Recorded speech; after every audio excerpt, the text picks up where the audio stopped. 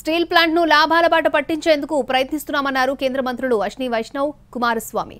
Visakha steel ప్లాంట్కు 11,440 కోట్ల package ఇచ్చినందుకు ప్రధాని మోడీకి కేంద్ర మంత్రులు రామ్మోహన్ నాయుడు, శ్రీనివాస్ వర్మ కృతజ్ఞతలు తెలిపారు. 11,440 crore infusion amount which was released yesterday, captive amount. Now our ministry has taken a challenge to revive this plant, to give life to this plant. RINL के revival के लिए 11,440 करोड़ रुपए का पैकेज कल कैबिनेट की CCEA में approve किया है.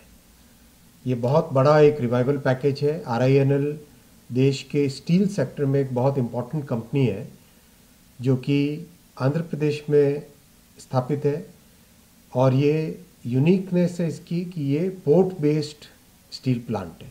11,440 కోట్ల రూపాయలు విశాఖపట్నం స్టీల్ ప్లాంట్ కి రిలీజ్ చేయడం జరిగిందని ఆనందంగా తెలియజేసుకుంటున్నాను.